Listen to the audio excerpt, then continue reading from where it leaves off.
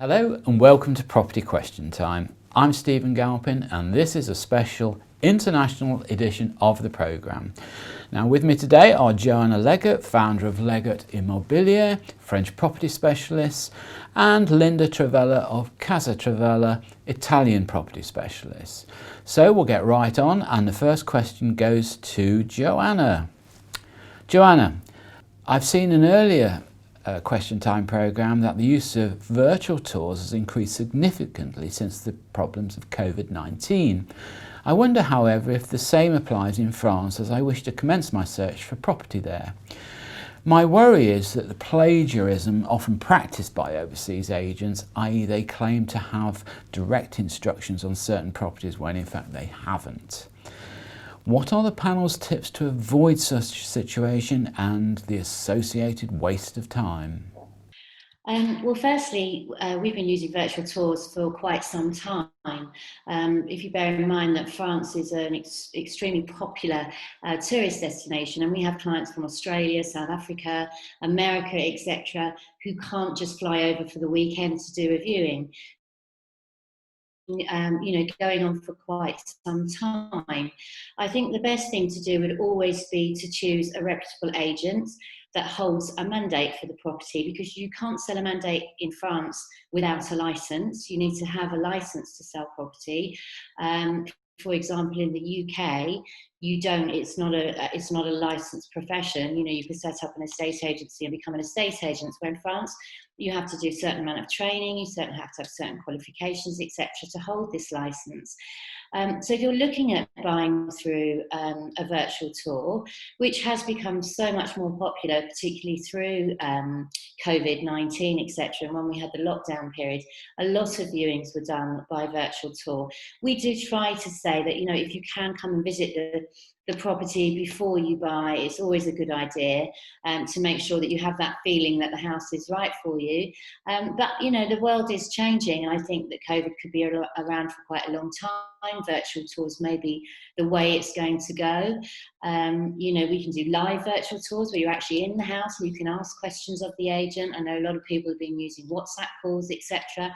But I think the most important thing is to do your research on the estate agency. Make sure they're a reputable company with a good name, been around for a long time, have the actual mandate, which is the listing contract to sell the property, and you can ask to see that if you are worried at any stage. Usually the reference number of the property is the mandate number.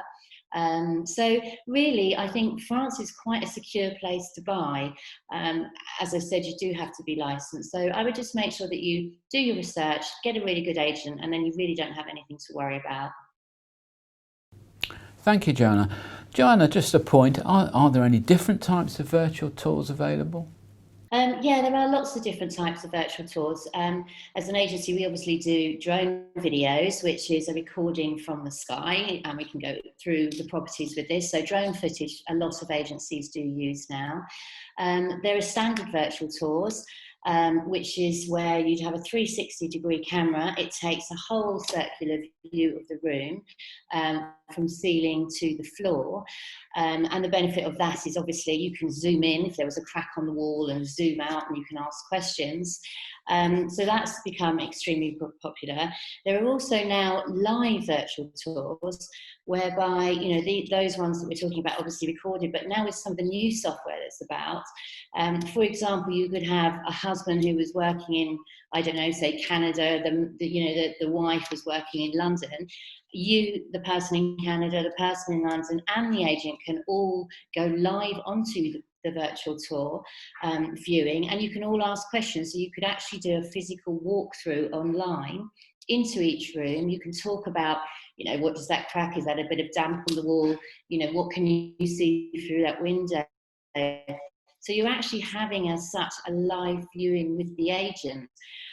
The other things that the new software with these 360 cameras that can take the virtual tours, they also put together the doll's house effect. So you can actually see how it would all work, or how the rooms are connected together. Linda, now your question. In the UK media, Italy appeared to have a turbulent start to the coronavirus and in some ways seemed to wake the UK up. to the reality of the virus. However, after the initial hit of the pandemic, Italy appeared to have fared relatively well in comparison to some other leading European nations. Has this resulted in more demand for Italian property as the location of a second home, perhaps from people considering the country instead of others such as Spain and Portugal? What is the current property market like?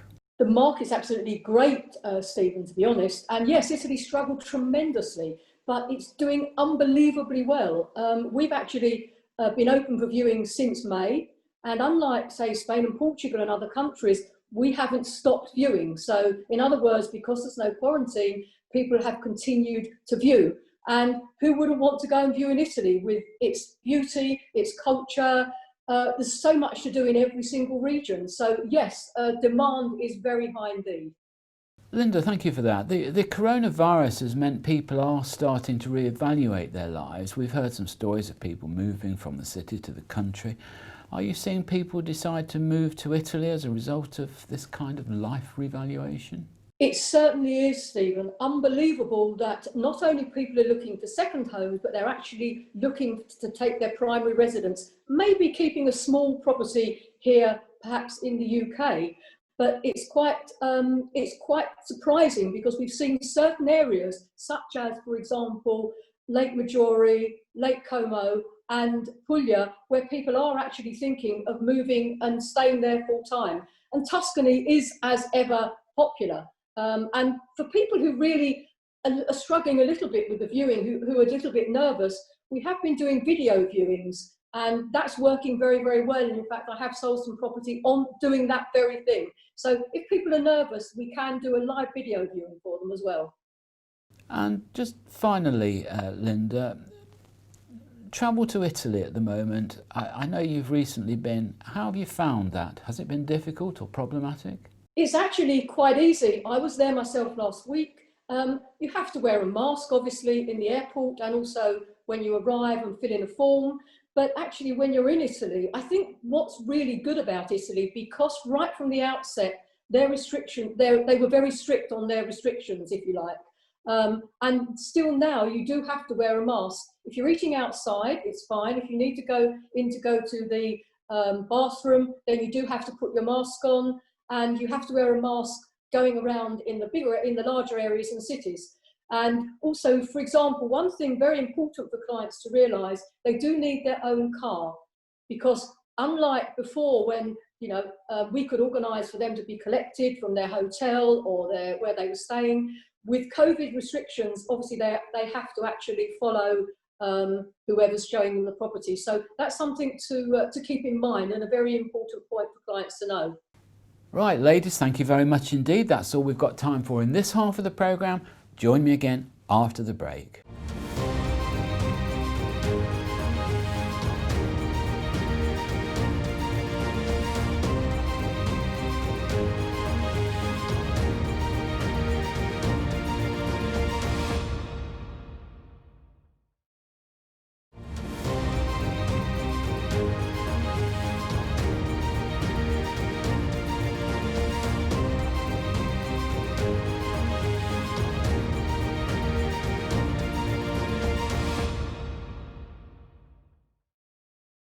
Hello and welcome back to part 2 of the international edition of Property Question Time. Joanna, your second question.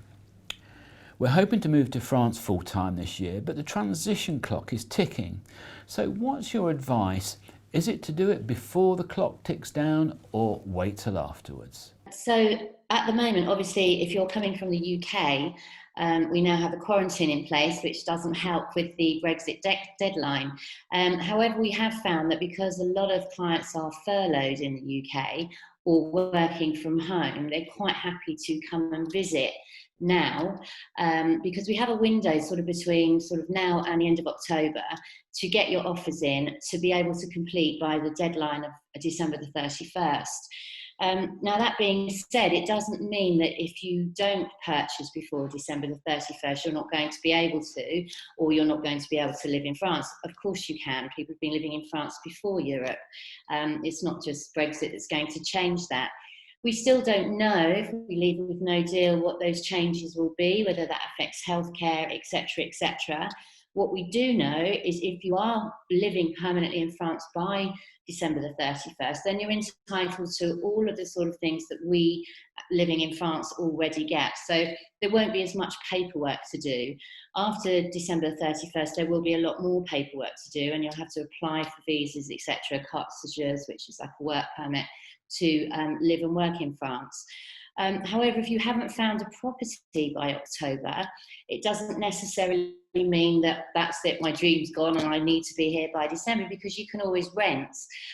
You could rent somewhere, and as long as you're permanently living in France by that date, you would obviously be entitled to all the benefits that come with pre-Brexit, pre-exit Brexit. So there's still that opportunity as well. The only things you really need to do is when you do get here, you need to register yourself with the Chambre de Commerce or the Métier, which is like a town hall, to register yourself as physically living here. Perhaps you'll have a tenancy agreement, or you've actually bought a property, or you've got a compromis de vente signed. You just need to have some sort of proof that you are now physically living in France, and that will suffice to get you in as a resident before 31st of December. After that time, holiday homes not really affected, apart from the amount of time that you might be able to stay in the country, whereas at the moment we have completely free movement. It may possibly change that you're only allowed to spend 3 months at a time in a holiday home, and then you have to leave for a certain amount of days before you can return, whereas at the moment you can come and go as you please. If you're a permanent resident in France, you can come and go as you please anyway, to whichever country you want to go to, although there may be certain countries with certain will then not be Europeans as such anymore. But yeah, I think a lot of people are panicking or worrying that they need to be here by that time, and really there is nothing to worry about. If you imagine the amount of sales in France that we do outside of Europe, we sell a lot to Americans, there are a lot of South Africans, there are lots of countries that live, work, or buy holidays in France that haven't been in Europe anyway, and that will continue. We will just become like a third country outside of Europe. Joanna, just to pick up on a couple of points there, is it the case that the process would be different from, say, somebody buying who comes from the USA? Are things going to be different from them than perhaps somebody from the UK or other parts of Europe? If you're an American coming to buy in France and you wanted to live permanently, you would need to apply for a visa. Usually you would get a visa for 1 year initially, and then you'd have to reapply at the end of that year. You're also going to have to prove your income to show that you can support yourself living in France, so you're not relying on the state to support you. That used to be, in the old days before Europe, around 10,000 euros a year.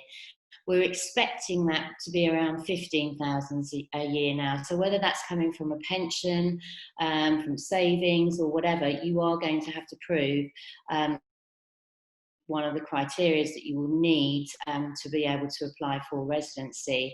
Before 31st December, it will still be the same. We are still, for us I've been here 15 years in France, but I'm still going to have to apply for a carte séjour, and I'm still going to have to show that I can support myself without relying on the government. Right, we'll move on to Linda, and your second question, Linda, is this. It's regularly in the newspapers and magazines that you can purchase bargain properties in Italy in comparison to some of the other popular European countries when looking for a reasonably priced second home. What areas would you suggest are good to look at, and perhaps some to avoid, and why? Yes, I can certainly give some advice on that, Stephen. I think areas to look at, you'd be surprised if I say Lake Como and Lake Maggiore, but for around £170,000, you can buy a 2-bedroom apartment with actually a lake view, where you can get fantastic rental potential between £700 and £1,000 a week. If you haven't got that much money, have a look in Calabria. A studio with a pool and a sea view, £32,000, and you can rent that for £60 a day. Or do you want something with your own olive grove? people think they can't afford it, and they're very reticent. But actually, you can afford a property in Puglia with a couple of acres, your own olive grove, and you can buy something like that for as little as £70,000. So there's a huge selection at the moment, and it's definitely a buyer's market. And another area to look at, if you're looking for something, say £120,000, £130,000 or less, which actually a lot of people are doing that at the moment because they're not looking to invest their money in the bank or other investments, apart from the stock market that people are very nervous about. So, they're investing in property. And one area is Northern Tuscany. So in Northern Tuscany, there's a great selection of property for under £120,000 and some much lower than that. So that's an area I would definitely suggest that people look at if they're looking to buy in Italy. And with regard to where not to look, I wouldn't say there are particular areas, but what I would say is don't go for anything too remote. So anything very remote might be a bargain. It might be £20,000. You think, great, marvellous, that's just what we want. But actually it needs total renovation, which obviously costs a lot of money. And when you try and resell it, it's just too remote for the majority of people. So maybe 5% of people might be interested, but the rest of the clients are not. So I think that's the best advice I can give to someone who's buying. And I think the other point is, if you're travelling back and forward to the UK or in Europe, then look for something not that far from an airport. If you're going there to live permanently, your lovely little country house in Tuscany, it would be perfect. In regard to trying to pick up a bargain, if I wanted to purchase in a well-known location like perhaps Sorrento, how far away would I have to go to start finding a property at reasonable prices rather than the hotspots? I think that's absolute minimum half an hour away. So I think, again, you've got to weigh up the pros and cons of your budget vis-a-vis not being too remote. So I think normally if you speak to a property professional, they should be able to give you advice. We find that clients will come to us and say, look, we've got, I don't know, £80,000 or £50,000 to spend.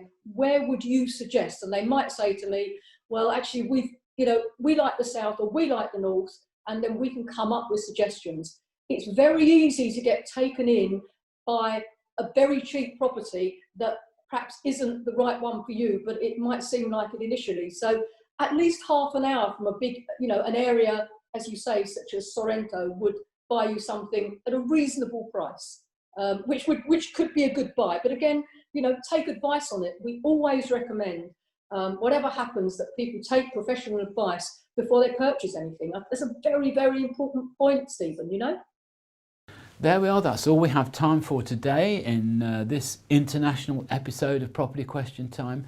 Thank you to my guests, Joanna Leggett and Linda Travella. I'm Stephen Galpin. Join me again next time on Property Question Time.